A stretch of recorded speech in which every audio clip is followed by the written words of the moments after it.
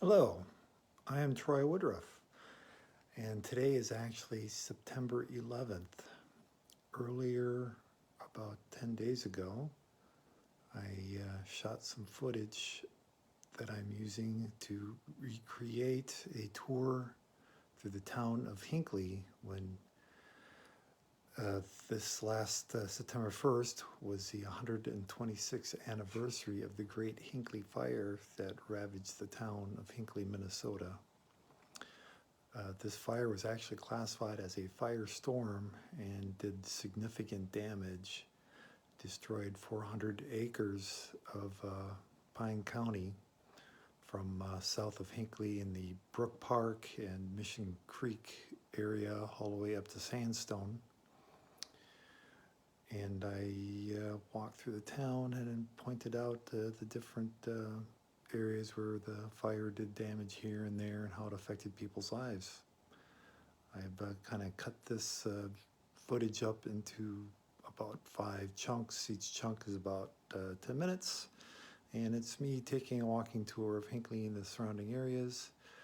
And I've also placed some photographs of the town of Hinckley and other relevant information.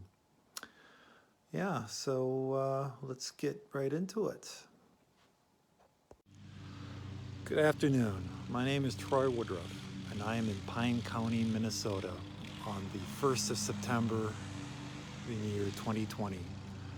126 years ago on this very day, at this very time, on the 1st of September in 1894, there was the Great Hinckley Fire that was roaring through Pine County at this time. The place where it started from was approximately 10 miles south of Hinckley in the small town of Brook Park, where I am standing now at the Brook Park Cemetery.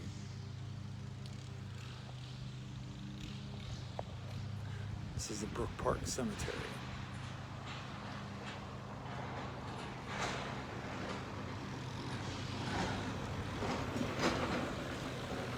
A couple things to note about how the fire started was that at that time, Pine County was a huge lumber area.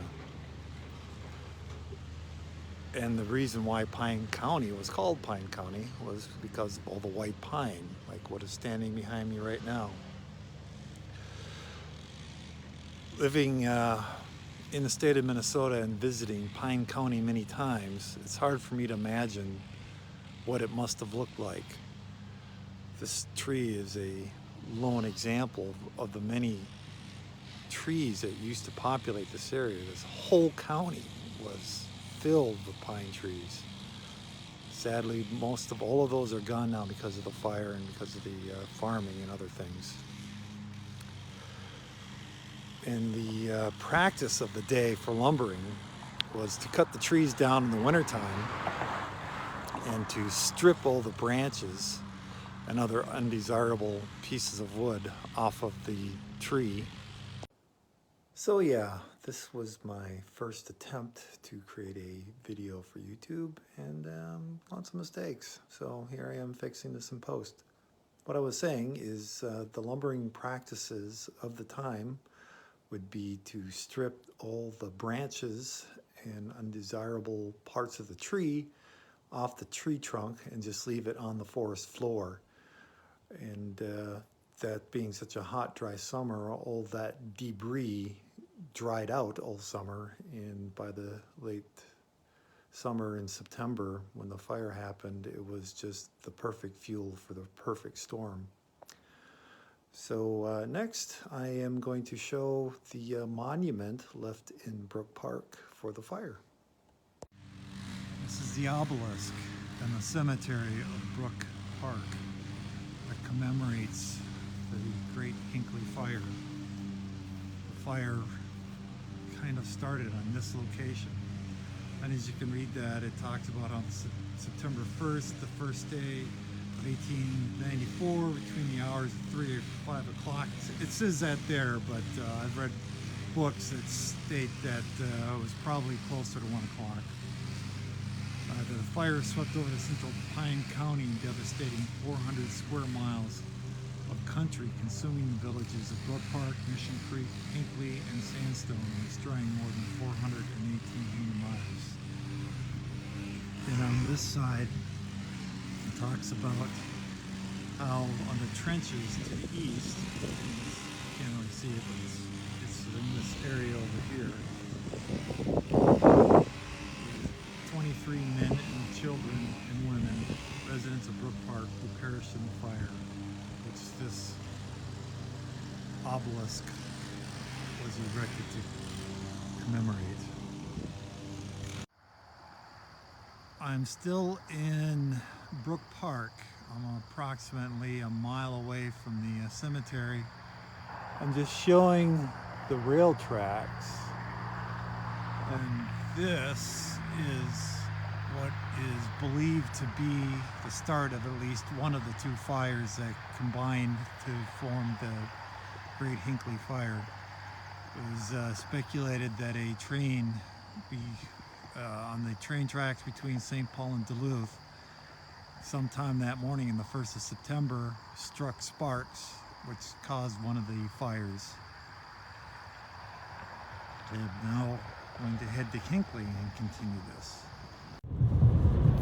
So right now I am driving to the northeast and toward Hinckley, and 100 years ago the fire was roaring this direction. Again, because of how hot and arid and drought stricken the countryside was when that fire brought up, the winds just whipped it into a frenzy and moved it at incredible speeds. People described it as a hurricane, and they described also part of it as like a fire tornado. The winds were so high and people were blown over. And I'll continue this once we get into Hinckley. So 100 years ago, on this very day, the fire was ravaging Hinckley. I am right now at the southern edge of town. As you can see behind me, there are two rail lines. Back in the time when the Hinckley Fire was happening in 1894, those two rail lines actually crossed about this point. One of the rail lines was the St. Paul to Duluth line, the other was the Eastern line, and they crossed paths here. I believe it was the Eastern line actually had a roundhouse. See that, I can't see it, but this building right back here, over my right shoulder, right about where that was a roundhouse. That was one of the very few, if only, buildings that remained in Hinckley because of the fire, as a result of the fire. This part of town was not devastated as bad as the other parts. And also, it is about this area, probably on the other side of the tracks behind me. That's, if you follow that road there behind me, you will get to the Hinckley Casino. Right about where that car is parked would have been the area where the firefighters from the town of Hinckley first came and fought the fire. They fought the fire as best they could, but they had no chance to contain it at all. The fire is way too large and complex for the equipment they had. They brought their fire pumper down to this part of the town, and they actually had hose trailing behind them, and they bravely fought the fires as best they could. And they had just got that pumper, it was a steam pumper, horse-drawn, maybe a couple years before. And actually that same firefighting team had went to Chicago and had won a championship just a few years before. And there's a picture, which I hope to post, showing that same fire company. And they fought the fire to the best of their abilities, but after a while it was a total hopeless cause. Even their line that they had stretched all the way down to this part of town had fire damage on it, and after a while they just totally lost water pressure, and they went back and tried to save the people they can and save their families. We will next move into town. If you see behind me here, it's a water tower. Let me see if I can't find, well, you can't see it so much, but there is a water tower. Well, hold on. I'm gonna flip the camera around. And may not be able to see it, but right from where I'm standing, should be, I think right about in that area there, is a depot that was rebuilt after the fire and is actually where the fire museum is for the Great Hinckley Fire.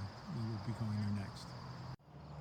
I am standing just a little bit further from where I was, and I will flip the camera around and you can see where the train depot is for the St. Paul to Duluth line. So again, I was just standing right over there, and we are south of town looking north. This line here is the eastern line, and this other line in the background, back that way, that is the St. Paul to Duluth line, and that is important, and I'll explain that later. But that building that's jutting out right there, that is the depot, and we'll be going there next.